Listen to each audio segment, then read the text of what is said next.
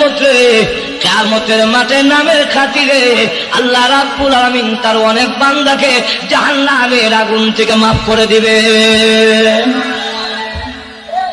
জিজ্ঞাসা করবে, আরে বান্দা, আমি আল্লাহ তো চাই আমার বান্দা জাহান্নামের আগুনে না যাক।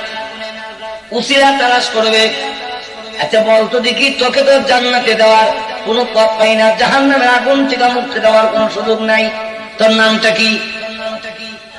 আল্লাহ, আমার নাম আব্দুল কাদির। আল্লাহ রাব্বুল আলামিন তখন ডাক দিয়ে বলবেন, তুই তো আব্দুল কাদির, তো হইলাম আমি।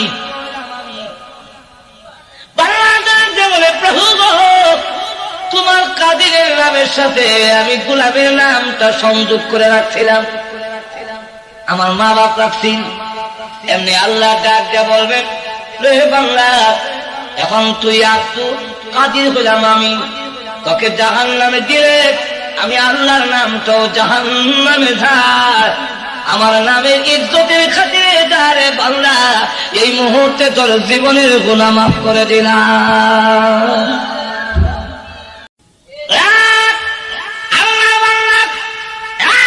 তোমার আযান দেওয়া হয়েছে আর এখানে ইকামত দেওয়া হয়েছে। আযানে ইকামত হয়ে গেলে ইমাম সাহেব যেভাবে নামাজ বাঁধতে দেরি করে না, মাঝখানে যত সময়, যত সেকেন্ড বাকি, এত সময় তোমার জিন্দিগি, এমন জিন্দিগি পাইয়া মহান আল্লাহকে ভুলে যাও না। একখানে আযান, একখানে ইকামত দাও।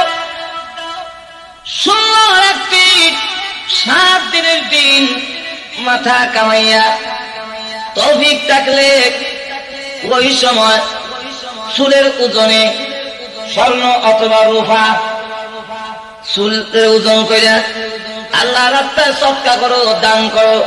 7 দিনের দিন মাথা কামাইয়া আকিকা পারলে ওই সময় করে নাও, তৌফিক না থাকলে অন্য সময় করা হবে, কিন্তু তৌফিক থাকলে সঙ্গে সঙ্গে করে নাও। ওই যে আকিকা করার সময় সুন্দর একটি ছেলের নাম রাখবা। সুন্দর নামের কয়েকটা ব্যাখ্যা, এর মধ্যে একটা ব্যাখ্যা হইল, যেই নামটা শুনলে বোঝা যায় মুসলমানের সন্তান। বলুন ঠিক না? ঠিক না? যেই নাম শুনলে মুসলমানের সন্তান, এটা বোঝা যায়, এমন একটি নাম রাখবা। কিন্তু আমাদের দেশের নাম শুনলে বোঝা যায় না মুসলমানের ছেলে নাকি হিন্দুর ছেলে। বলুন ঠিক না? ঠিক না? মুসলমানের ছেলের নাম হলো স্বপন, হিন্দু বেলার খোলার নাম হল স্বপন। নাই? আরো দরকার নাই? মুসলমানের ছেলের নাম রাখলো তপন, আর ওইদিকে হিন্দু বেলার খোলার নাম রাখলো তপন। এখন তখন কি মুসলমানের ঘরের না হিন্দুর ঘরের বুঝবেন কেমনে? নামে বোঝা যায় না। প্রথম নম্বরটা হইল, আপনার নামটা বললেই বোঝা যায় তো আপনি মুসলমানের বাচ্চা। এমন একটি ভালো নাম রাখবে। 2 নম্বর হলো, ভালো নামের পদ্ধতি হলো আল্লাহর গোলাম বুঝায় এমন নাম রাখবা। আব্দুর রহমান, আব্দুর রহিম, আব্দুল সাত্তার, আব্দুল জব্বার, আব্দুল খালেক, আব্দুল মালিক, এভাবে আল্লাহর গোলাম বুঝায়। 3 নম্বরটা হলো নবীদের নামের সাথে নাম মিলাইয়া জাকারিয়া, ইব্রাহিম, মুসা, ইসমাইল, এভাবে নবীদের নামের সাথে নাম মিলাইয়া। 4 নম্বর পদ্ধতি হলো ভালো অর্থবোধক নাম, যেমন তাজুল ইসলাম, সিরাজুল ইসলাম, নুরুল ইসলাম, এখন ঠিক না, মঈনুদ্দিন, শামসুদ্দিন, এই জাতীয় ভালো অর্থবোধক নাম, তার অর্থটা ভালা। এমন ভালো নাম যদি রাখো, আল্লাহ রাসূল বলেন, উম্মত রে, কিয়ামতের মাঠে নামের খাতিরে আল্লাহ রাব্বুল আলামিন তার অনেক বান্দাকে জাহান্নামের আগুন থেকে মাফ করে দিবে। জিজ্ঞাসা করবে, আরে বান্দা, আমি আল্লাহ তো চাই আমার বান্দা জাহান্নামের আগুনে না যাক। উসিলা তালাশ করবে, আচ্ছা বলতো দেখি, তোকে তো জান্নাতে দেওয়ার কোনো পথ পাই না, জাহান্নামের আগুন থেকে মুক্তি দেওয়ার কোনো সুযোগ নাই, তোর নামটা কি? আল্লাহ, আমার নাম আব্দুল কাদির। আল্লাহ রাব্বুল আলামিন তখন ডাক দিয়ে বলবেন, তুই তো আব্দুল কাদির, তো হইলাম আমি। বলে, প্রভু গো, তোমার কাদির নামের সাথে আমি গোলামের নামটা সংযোগ করে রাখছিলাম। আমার মা বাপ রাখছিল, এমনি আল্লাহ ডাক দিয়ে বলবেন, রে বাংলা, এখন তুই আসতু কাদির হইলাম আমি, তোকে জাহান্নামে দিলে আমি আল্লাহর নামটাও জাহান্নামে যায়। আমার নামের ইজ্জতের খাতিরে দাঁড়ে বাংলা, এই মুহূর্তে তোর জীবনের গুনাহ মাফ করে দিলাম। এই জন্য আল্লাহ রসুল বলেন ভালো নাম রাখবা, কিন্তু আমরা দেশের না বলটু সল্টু বল্টু মাজরে কোন ঠিক না, স্কোপ বেবি ট্যাক্সি বেবি নাম রাখে। কোন বাংলা যদি গোপনে গোপনে বড় গুনাহ করে থাকে, যারা সে জানে আল্লাহ জানে, কেউ জানে না। আল্লাহ রাব্বুল আলামিনের দরবারে যখন নির্জনে নির্জনে কান্দে, আল্লাহ রাব্বুল আলামিন বলেন, বান্দা তুই জানো ছাড়া আমি জানি, কেউ জানে না।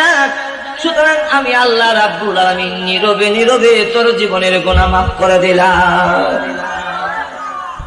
আল্লাহ তখন বলেন, বান্দা তুমি যা আমার দরবারে বলতেছো আল্লাহ আমি গুনাহ করেছি, মাফ করে দাও। হাজার হাজার মানুষ যেখানে সাক্ষী, আমি যদি তোকে এইভাবে মাফ করে দিই, তাহলে বল, তোকে যদি এখন কিয়ামতের মাঠে আমি মাফ করে দেই, তোর তো সাক্ষী আছে হাজার হাজার, এখন ওর কাছে কি জবাব হবে? এই জন্য প্রকাশ্য ছোট গুনাহরা গোপনীয়, বড় গুনার চাইতে প্রকাশ্য ছোট গুনাহটাই বড়। গেল 5 নম্বরটা হলো সগীরা গুনাহ করতে করতে এটা কবিরা গুনার মধ্যে চলে যায়, আর কবিরা গুনাহ করতে করতে তার ঈমান নষ্ট হওয়ার কারণ হয়ে যায়। কবিরা গুনাহ যদি বারবার করতে থাকে তখন ঈমান নষ্ট হওয়ার সম্ভাবনা। সগীরা গুনাহ ছোট গুনাহ যেটা, এটা যদি বারবারই করে তাহলে এটাই কবিরা গুনার মধ্যে চলে যায়। বারবার ছোটটা করতে করতে ছোট একটা অপরাধ যদি বারবারই করি আপনার সাথে, তারপরে একবার মনে করেন স্যাপ পালাই দিছে ভুলে, এই স্যাপ পেলে গেলে দেখছি না, আবার যদি ভালায় ঘুমাই গেছেন নাকি আল্লাহ জানে আপনারা, যখন আবার যদি বানায় না করে ভুল করছে এটা করে গেছে আবার, আচ্ছা যা আবারও বাতাসে যেমন ভালাই দিচ্ছেন সেটা বলবো মাপ দিলাম, ভালাইছিলাম বাতাসের না আপনার ভালাই, আচ্ছা যা মাপ দিলাম। আবার যদি ভালায় বাতাসে না তুফানে ফেলে দিচ্ছে, তো দত্ত না ঠিক না। তো ছোট অপরাধ যদি বারবার হতে থাকে এটাই বড় অপরাধে চলে যায়। ঠিক তেমনি ভাবে ছোট গুনাহ যদি বারবার হতে থাকে আল্লাহ জানাই দিয়েছেন সেটা কবিরা গুনার মতো বড় অপরাধের জায়গা চলে যায়। আর কবিরা গুনাহ বড় গুনাহটা বারবার যদি করতে থাকো তোমার ঈমান ধ্বংস হওয়ার কারণ হয়ে যায়। এই জন্য এখন আসুন, তুই এত বড় গুনাহ, এখন মা যদি বলে দাড়ি কামাইলাও, মার কথা কি মাইন না দাড়ি কামানো যাবে? স্ত্রী যদি বলে বউর খুশির জন্য, এই জন্য আল্লাহ রাসূল বলছেন পৃথিবীর কোন মাখলুকের সন্তুষ্টির জন্য, সে নেতা হোক, নেত্রী হোক, মা হোক, বাবা হোক, স্ত্রী হোক, কারো মন খুশি করার জন্য আল্লাহর নাফরমানি করা যায়? আরো রকম যায়। হ্যাঁ, এখন এই অবস্থায় মা যে বললো, মা আমরা অবশ্য মনে করি মা বাবা হুকুম দিলেই বুঝি আর অমান্য করলেই সেটা অপরাধ হয়ে যাবে না। মা বাবা যদি আল্লাহ এবং রসুলের হুকুমের বিরুদ্ধে বলে এই সময় মা বাবার কথা না মানাটাও ওয়াজিব। মা বাপকে বোঝানোর জন্য হযরত ইব্রাহিম আলাইহিস সালাম তার আব্বার সামনে ভাষণ তুলে ধরলেন, আব্বা আল্লাহ আমাকে নবুয়তি দান করেছেন আর আপনি মূর্তি কান্দ লইয়া দেন। হ্যাঁ আব্বা, আমি জিজ্ঞাসা করতে চাই আবাকি, আরবিতে কিন্তু আবুর অর্থ হলো আব্বা, ইয়া আবি, হে আব্বা এইভাবে না বলে বলেছেন ইয়া আবাতি। আবি অর্থ হলো আমার আব্বা, আর ইয়া আবাতি অর্থ হলো হে আব্বা জান। কি জান? আব্বা জান। এদের মধ্যে সম্মান বেশি, মায়া, খুব শ্রদ্ধার সাথে ডাক দিয়ে বলে আব্বা জান, ইয়া আবাতি লিমা তা'বুদু মা লা ইয়াসমাউ ওয়ালা ইউবসিরু ওয়ালা ইউগনি আনকা শাইআ। হে আব্বা, ওই মূর্তির কেন পূজা করেন যেই মূর্তি কানে শুনে না, চোখে দেখে না, আপনার জাল্লা পরিমাণ কোন উপকার এবং ক্ষতি করার মতো ক্ষমতা নাই। আব্বা গো, এমন মূর্তির কেন আপনি পূজা করবেন? খুব বোঝানোর চেষ্টা করলেন। আব্বা ডাক দিয়া বলে, রে ছেলে, আমি যা করি তুইও তা করতে হবে। এখন আমি যা করি তুই যদি তা না করস, আমার পক্ষে যদি না থাকস, তাহলে জেনে রাখ আমি আর জুমান লেখা তোমাকে পাথর মারবো, আর না হয় মালিয়া, আমি তোমাকে দোষারোপ করে আমার কাছ থেকে তোমাকে সরাই দিব, আমার কাছ থেকে তোমার দূর করে দিব। আব্বা, হ্যাঁ আমার আব্বা, আপনাকে বোঝানোর দায়িত্ব আমি ইব্রাহিমের। আপনাকে যদি বুঝাইতে না পারি গো, আপনাকে সম্মান দিই, আমি চলে যাই। সালামুন আলাইকা, আল্লাহর রহমত শান্তি আপনার প্রতি বর্ষিত হোক আব্বা, আমি চলে যাই। অতএব নিজের ঈমান বাঁচাবার জন্য তখন মা বাবার কাছ থেকে ছেলে সরে যেতে হয়। বলেন ঠিক না? ঠিক না? কিন্তু আমাদের সমাজে এই সময় বদনাম করে যে ছেলে কেমন দেখো তবলিগের 3 চিল্লা দিল, কিন্তু এখন মা বাবার কাছ থেকে সরে গেল। সরে গেছে মানে তার এই পরিবেশে যদি ঈমান বাঁচানো কষ্ট হয়, সম্ভব না হয়, তখন তার ঈমান বাঁচাবার জন্য তো সরে যাওয়াই লাগে। মাঝে এখন ঠিক না? তাহলে আমরা শুন, ওই যে সাদ ইবনে আবি ওয়াক্কাস রাদিয়াল্লাহু আনহু, ওনাকে ওনার মা ডাক দিলেন, সাদ, ইসলাম ছেড়ে নবীকে ছেড়ে তুই চলে আসতে হবে, আর না হয় আমি পান করা বন্ধ করে দিলাম, খানা বন্ধ করে দিলাম। সাদ ইবনে আবি ওয়াক্কাস রাদিয়াল্লাহু আনহু মহায় সমস্যায় পড়ে গেলেন। আরে একদিকে দেখা যায় আমার মা মৃত্যু মুখে পতিত, অপর দিকে আমি ইসলাম ছেড়ে কেমনে চলে আসি, এখন কোনটা করি? কোনো বিধান জানি না, কোনো আইন জানি না, ইসলামের কোনো বিধি বিধান তখনও নাজিল হয় নাই। শেষ পর্যন্ত নিজে নিজে একটা সিদ্ধান্ত নিলেন। সেই সিদ্ধান্ত নিয়ে মার কানে কানে গিয়ে বলে, মা গো, আর কষ্ট করেন না গো মা, আমি একটা সিদ্ধান্ত নিয়েছি, আপনার কানে কানে শোনায় দেই। মা কষ্টের মাঝখান দিয়ে মুচকে হাসি দিলেন, আর মনে মনে ভাবলেন আমার ছেলে হয়তো এটাই বলবে, মা গো, ও মা, আর কষ্ট করেন না, আমি এই মুহূর্তে নবীজি এবং ইসলাম ছেড়ে দিয়েছি। জোরে বলেন নাউজুবিল্লাহ। মা মনে মনে ভাবতেছেন এটি হয়তো বলবে, কিন্তু না, ছেলে কানে কানে বলে, মা, আমি ইসলাম ধর্ম চলার কারণে আপনি যদি না খাইয়া মৃত্যু বরণ করেন, আল্লাহ যদি আপনাকে দুনিয়াতে আবার পাঠায়, আবার আপনার মরণ হয়, আবার আল্লাহ আপনাকে পাঠায়, আবারও মরণ হয়, আল্লাহর কসম করে বলি গো মা, 100 বার যদি আপনার মরণ হয়, তথাপি আমি একটি মুহূর্তের জন্য আমি আমার আল্লাহকে ছাড়তে পারবো না।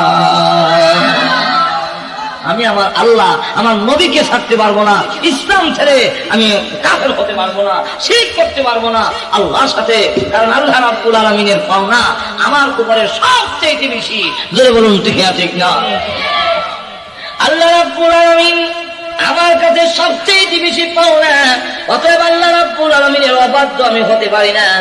আল্লাহ রাব্বুল আলামিন আমাকে নাপাক পানি দিয়ে সৃষ্টি করলেন। জোরে বলুন ঠিক কিনা? ও দুনিয়ার মানুষ, আল্লাহ রাব্বুল আলামিন বলেন, পৃথিবী থেকে এত নিমক হারাম কেমনে হয়ে গেলে? আমি আল্লাহ রাব্বুল আলামিনকে কেমনে ভুলে গেলে? ওরে নিমক হারাম, তুই কি চিন্তা করস না কেমন জিনিস দিয়ে তোকে সৃষ্টি করলাম, এমন জিনিস দিয়ে তোমাকে তৈরি করেছি যে জিনিসের কোনো কদর নাই, কোনো দাম নাই, কোনো ইজ্জত নাই, সমাজে বলাও যায় না, লজ্জা হয়। জোরে বলেন ঠিক না? ঠিক না? আপনি আপনার ছেলের সামনে বুকে তাফা দিয়ে বলতে পারেন, এই বেটা গরিব হইতাম পারি, কিন্তু আমি সবজির হলাম। এখন ঠিক না? আমি আমার সৈয়দের ছেলে, আমি আমার বংশ হইল ভুইয়া, আমার তালুকদার, জমিদার, তরফদার। যেরকম ঠিক না? ঠিক না? তরফদার, এটাই বুকে তাফা দিয়ে পাওয়া যায়, কিন্তু আপনি কিসের তৈরি এটা কিন্তু ছেলের সামনে ঘুমাই গেছে। ছেলে কিছু হ্যাঁ না করে বলেন, আপনার ছেলের সামনে আপনি কিসের তৈরি এটা বুকে তাফা দিয়ে বলতে পারেন? এটা বলতে পারেন না। আপনার মেয়ের সামনে আপনার যে জিনিস দ্বারা তৈরি সেটা বলতে পারেন না। বংশের আভিজাত্যের কথা বলেন যে আমি অমুক বংশের, আমার বংশ বড় দামি বংশ, কিন্তু আপনি যে কোন বস্তুর দ্বারা তৈরি এটা কিন্তু আপনার ছেলের সামনে, আপনার মেয়ের সামনে বলতে পারেন না। যেমন নিকৃষ্ট জিনিসের দ্বারা আমাকে সৃষ্টি করা হয়েছে, যা মানুষের সামনে প্রকাশ করা যায় না, ওয়াজও আপনাদের সামনে বললে আপনারাও মাথা নিচের দিকে দিয়ে বলবেন হুজুর এটার নাম খুলে নিকে লেগে, নাম খুলে নিকে নাম বলা যায় না। দুধের কেজিও 30 টাকা 20 টাকা 25 টাকা যায়, তাহলে তো বোঝা যায় আমি মরলেও সেই ইসলাম ছাড়তো না, তাহলে তো মরে লাভ নাই। এই তোমরা কে কই আছো খাও না, দেও খাইলাই, খাওয়ান খাইলিছে। আর সাদ ইবনে আবি ওয়াক্কাস রাদিয়াল্লাহু আনহু যখন নবীজির দরবারে গিয়ে হাজির হলেন, রাসূল তখন খুশি হইয়া বলেন, ও সাদ, যে পরীক্ষায় যে সাহস হইয়া তুমি উত্তীর্ণ হইয়া পাস হইয়াইছো, এত বড় সাহের পরেও মা মারা যায়, কিন্তু এরপরেও তুমি যে ইসলাম ছাড়ো নাই, এতে আমি রাসূল খুশি হইয়া বলতে চাই, ফাদাকা আবি ওয়া উম্মি, আমি মুহাম্মদের মা এবং বাবা তোর মতো সাহাবীর জন্য কুরবানি হয়ে যাও। হ্যাঁ আমার শুধু তা না, এরপরে সঙ্গে সঙ্গে আল্লাহর পক্ষ থেকে আমার তেলাওয়াতকৃত আয়াত নাযিল হয়ে গেছে। আল্লাহ রাব্বুল আলামিন বলেন, ওয়াসাইনাল ইনসানা বিওয়ালিদাইহি ইহসানা ওয়া ইন জাহাদাকা লিতুশরিকা বি মা লাইসা লাকা বিহি ইলম ফালা তুতিউহুমা ইলাইয়া মারজিউকুম ফাউনাব্বিউকুম বিমা কুনতুম তা'মালুন। আল্লাহ রাব্বুল আলামিন বলেন, ওয়াসাইনাল ইনসান, ওয়াসাইনাল ইনসান, এই ওয়াসাইনা যে ওয়াসিয়াতুন শব্দ থেকে আসছে, যার অর্থ হলো গুরুত্ব সহকারে হুকুম দেওয়া। এটাকে আরবিতে বলা হয় ওসিয়ত। যেমন আমরা অনেক সময় বলি যে আমার বাপ মরবার সময় ওসিয়ত করে গেছে। ওসিয়ত মানে কি? ওসিয়ত করে গেছে, ওসিয়ত কি আলাদা কোনো বিষয় নাই? ওসিয়তটা অর্থ হইল আমরা মৃত্যুর সময় কেউ কথা বলে গেলে এটা কই ওসিয়ত, অর্থাৎ এটা অত্যন্ত গুরুত্বপূর্ণ কথা, আমার বাবার জীবনের শেষ কথা, আর আমার আব্বা কোনোদিন কথা বলবে না, সুতরাং এটি হলো তার জীবনের শেষ কথা। এই কথার গুরুত্ব আছেনি না নাই? আরো যেরকম আছে কি নাই?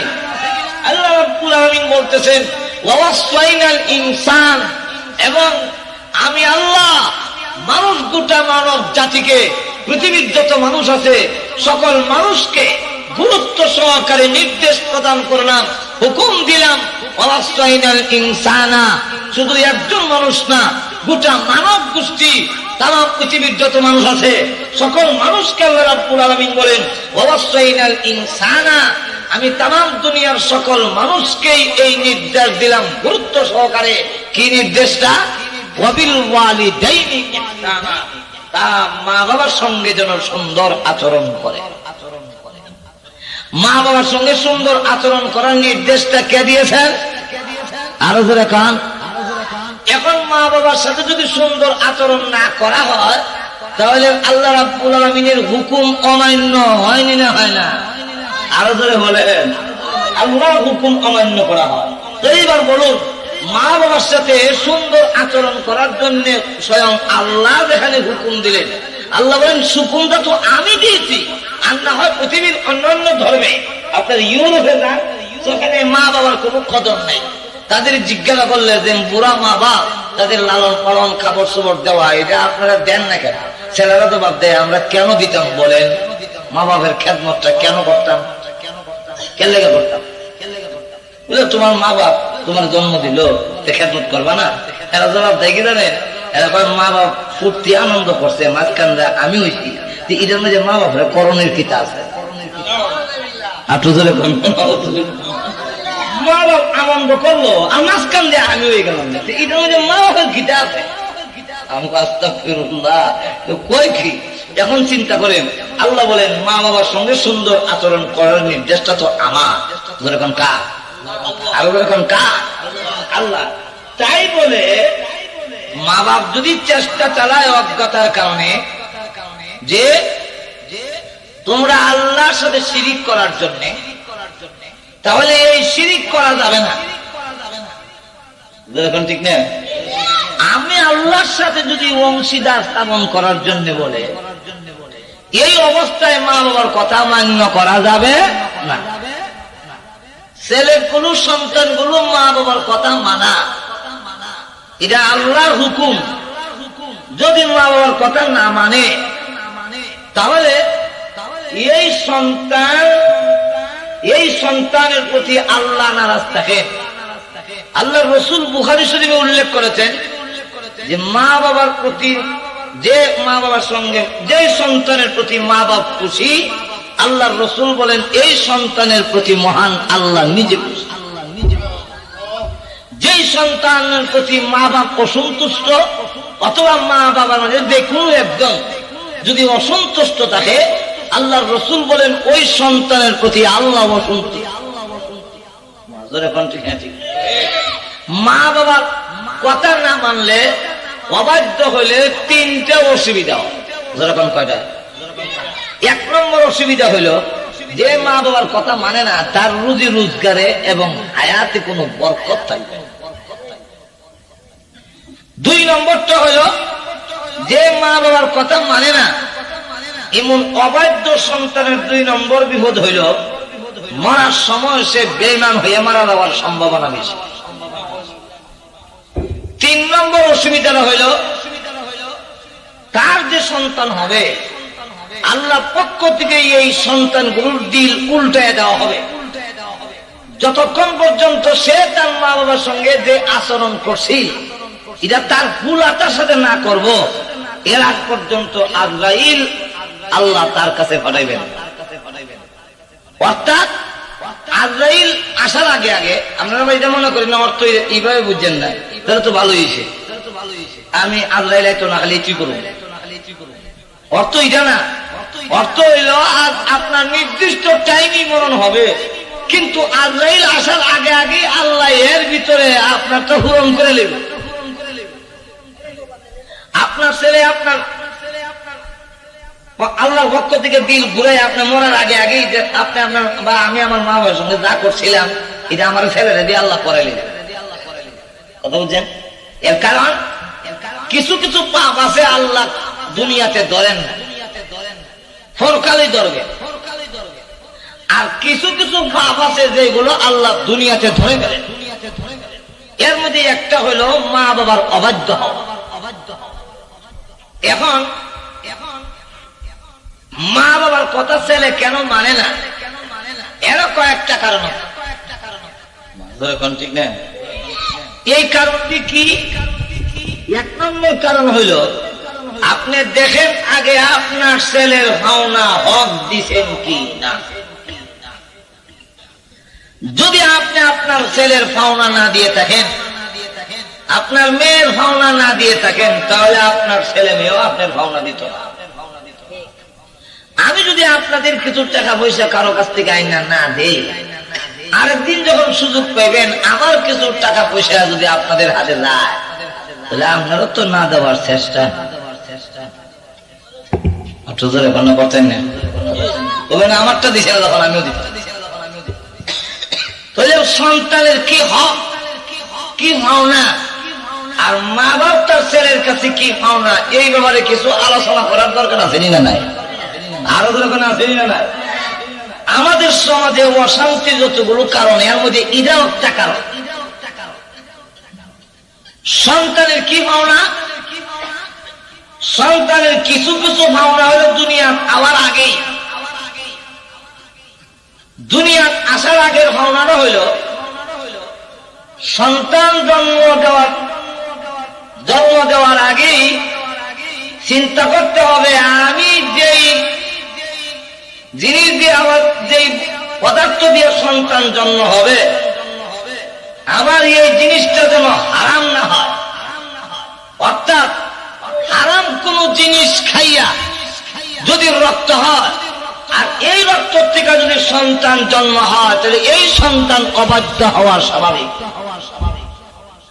যেরকম ঠিক না, ঠিক না? তাহলে আপনি আমার সন্তান যদি ভালো তখন লাগে, এবং আমার ছেলে যদি ভালো হইতে হয়, আর এই পৃথিবীর যত সম্পদ আছে, আপনার ঘর বাড়ি জায়গা জমি, এর মধ্যে সবচেয়ে বড় সম্পদ হলো সন্তান। মনে করে একবেলা 500 খানির জায়গার মালিক, মেল ফ্যাক্টরির মালিক, কিন্তু আওলাদ বালা না, এই সম্পদের কোন দাম নেই। যেরকম ঠিক না, ঠিক না? সবচেয়ে বড় নিয়ামত, সবচেয়ে বড় সম্পদ নিজের আওলাদ, নিজের সন্তান। সুতরাং সন্তান যদি মানুষ হইতে হয়, প্রথম নম্বর কাজ হইল যে ওই সন্তানকে হালাল জিনিস খাইয়া জন্ম দিতে হবে। যদি সুদ খায়া, ঘুষ খায়া, পরের মাল খাইয়া, আরেকজনের জিনিস আত্মসাৎ করে, ঠক বাট্টারি করিয়া, ধোঁকাবাজি করিয়া আপনি কোন সম্পদ খেয়ে, আর এটার থেকে রক্ত হইয়া, এই রক্ত থেকে বীর্য হইয়া সন্তান জন্ম হয়, এই সন্তান নষ্ট হওয়ার 100 ভাগই সম্ভাবনা। বুঝে বলেন ঠিক না? তাহলে সন্তানের ভাবনা হলো সে, আয় আল্লাহ, আমার তো উচিত, আমার আব্বা বাবার তো উচিত ছিল আমাকে হালাল জিনিস খাইয়া জন্ম দেওয়া, হারাম খেয়ে যে আমার জিনিসটা রক্ত নষ্ট করে দিল। আয় আল্লাহ, আমার পাওনা তো সে দিল না, আমার হক দিল না। এই জন্য 1 নম্বর পাওনা হলো হালাল জিনিস খাইয়া জন্ম দেওয়া। 2 নম্বরটা হলো মা যখন করবে সন্তান রাখবে, ওই মহিলার জন্য উচিত মাজারে মাজারে, বাজারে বাজারে, বিভিন্ন জায়গায় গিয়া সন্তান যে পেটে আছে এটা যেন না দেখায়, বেপর্দা যেন না হয়। বেপর্দা হইলে ওই মহিলার সন্তান ভালো হওয়ার আশা করা যায় না। যদি বলুন ঠিক আছে। 3 নম্বর হল মা সন্তান পেটে থাকা অবস্থায় কোন হারাম বস্তু যেন না খায়। হারাম যদি খায়, পেটে থাকা অবস্থায় মা শুধু ছায়াছবি আর নাটক দেখলো, টেলিভিশন দেখলো, আর মারামারি যে ইডুই দেখলো। সুতরাং এই প্রভাবটা সন্তানের উপরে পড়বে। যখন পড়বে কিনা, এক বুজুর্গ একজন 40 বছর ধরে ইবাদত করি গো মা, কেন জানে গো আমার ইবাদতে মন বসে না, কারণটা কি? মা বলেন, ঠিক আছে, আমি তো আল্লাহর বিধিবিধান কোনোদিন অমান্য করি না, আমি কোনোদিন তো আল্লাহর নাফরমানি করি নাই, তাহলে কেন তোর উপরে এমন আচরটা করলো? একটু চিন্তা করে দেখি। চিন্তা করে দেখলাম ওই সন্তান মার করবে থাকা অবস্থায় আরেকজনে কিছু দুধ রেখে গিয়েছিল, আর মা এই সময় ওই দুধের থেকে আঙ্গুল দেয়া ফটটা, দুধের যে স্বর, দুধের যে ফট, এটা তিনি খেয়ে ফেলেছিলেন। মালিকরে জিজ্ঞাসা করেন নাই অনুমতি ছাড়া, এমনি ডাক দেয়া বললো, ছেলে রে, আমার জিন্দেগি তো মনে হয় আমি কোনো দোষ করি নাই, একটাই দোষ করেছিলাম, আরেকজনের দুধের স্বর না জিগায় খাইলেছিলাম, মনে হয় এটার কারণে তোর উপরে এই প্রভাব পড়ছে। ওই দুধ আমার কাছ থেকে গিয়ে মা বললেন, মা বলার পরেই দেখা যায় ওই ছেলে আল্লাহর ইবাদতে মন বসে গেছে। সন্তান পেটে থাকা অবস্থায় মা যা আমল করে এটার একটা প্রভাব, আর যখন প্রভাব পড়ে, এই কারণে সন্তানের ভাবনা হলো সন্তান মার পেটে থাকা অবস্থায় মা যেন হারাম কোন বস্তু না খায়। আমরা দেশের মহিলা তো মাটির সিগারও খায়। ঘুমাই গেছেন নাকি? খায় না? মাটির শিকড় খাওয়ান তো শূন্য। আরো জোরে খান, আরো জোরে খান। ওই যে মাটির শিকড় দেখায় গর্ভ অবস্থায়, সম্পূর্ণ হারাম মাটি খাওয়া। কিন্তু গর্ভবতী মহিলারা কিন্তু অনেকে অনেক জায়গায়, এই এলাকায় আছে না, সব না, কিছু কিছু নাই ভাইরা আমার। এই অবস্থায় সন্তানের পাওনা গেল। 4 নম্বরটা হইল সন্তান মার কাছে 2 বছর পর্যন্ত দুধ পাওনা। কয় বছর? 4 মাযহাব মতে সন্তানকে দুধ পান করানি 2 বছর পর্যন্ত জায়েজ। কয় বছর? আর এখন কয় বছর?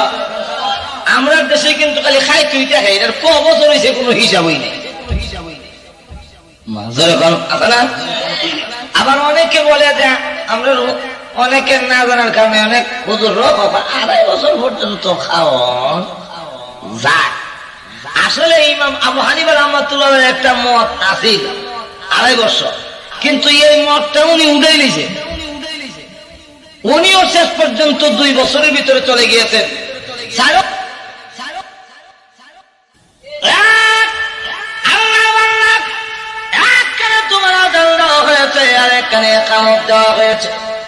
আযানে কামত হয়ে গেলে ইমাম সাহেব যেভাবে নামাজ বাঁধতে দেরি করে না, মাঝখানে যত সময় যত সেকেন্ড বাকি, এত সময় তোমার জিন্দিগি, এমন জিন্দিগি পাইয়া মহান আল্লাহকে ভুলে যাও না।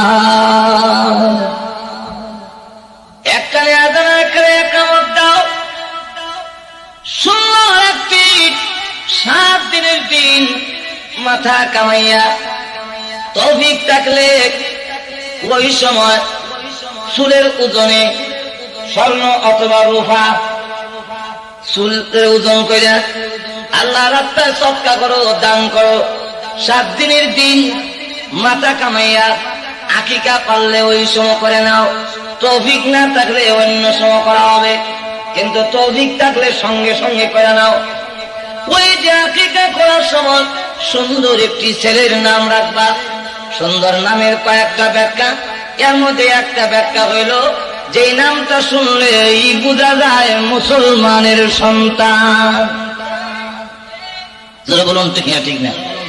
যেই নাম শুনলে মুসলমানের সন্তান এটা বোঝা যায় এমন একটি নাম রাখবা। কিন্তু আমাদের দেশের নাম শুনলে বোঝা যায় না মুসলমানের ছেলে নাকি হিন্দুর ছেলে। যারা বলুন ঠিক না ঠিক না? মুসলমানের ছেলের নাম হলো সফন, হিন্দু বেলার খোলার নাম হল সফন। নাই আরো দরকার নাই? মুসলমানের ছেলের নাম রাখলো তফন, আর ওইদিকে হিন্দু বেলার খোলার নাম রাখলো তফন। এখন তখন কি মুসলমানের ঘরের না হিন্দুর ঘরের বুঝবেন কেমনে? নামে বোঝা যায় না। প্রথম নম্বরটা হইল আপনার নামটা বললেই বোঝা যায় তো আপনি মুসলমানের বাচ্চা। এমন একটি ভালো নাম রাখবে। 2 নম্বর হলো ভালো নামের পদ্ধতি হলো আল্লাহর গোলাম বুঝায় এমন নাম রাখবা। আব্দুর রহমান, আব্দুর রহিম, আব্দুল সাত্তার, আব্দুল জব্বার, আব্দুল খালেক, আব্দুল মালিক, এভাবে আল্লাহর গোলাম বুঝায়। 3 নম্বরটা হলো নবীদের নামের সাথে নাম মিলাইয়া জাকারিয়া, ইব্রাহিম, মুসা, ইসমাইল, এভাবে নবীদের নামের সাথে নাম মিলাইয়া। 4 নম্বর পদ্ধতি হইল ভালো অর্থবোধক নাম, যেমন তাজুল ইসলাম, সিরাজুল ইসলাম, নুরুল ইসলাম, এখন ঠিক না, মঈনুদ্দিন, শামসুদ্দিন, এই জাতীয় ভালো অর্থবোধক নাম, তার অর্থটা বালা। এমন ভালো নাম যদি রাখো, আল্লাহ রাসূল বলেন উম্মত রে, কিয়ামতের মাঠে নামের খাতিরে আল্লাহ রাব্বুল আলামিন তার অনেক বান্দাকে জাহান্নামের আগুন থেকে মাফ করে দিবে। জিজ্ঞাসা করবে, আরে বান্দা, আমি আল্লাহ তো চাই আমার বান্দা জাহান্নামের আগুনে না যাক। উসিলা তালাশ করবে, আচ্ছা বলতো দেখি, তোকে তো জান্নাতে দেওয়ার কোনো পথ পাই না, জাহান্নামের আগুন থেকে মুক্তি দেওয়ার কোনো সুযোগ নাই, তোর নামটা কি?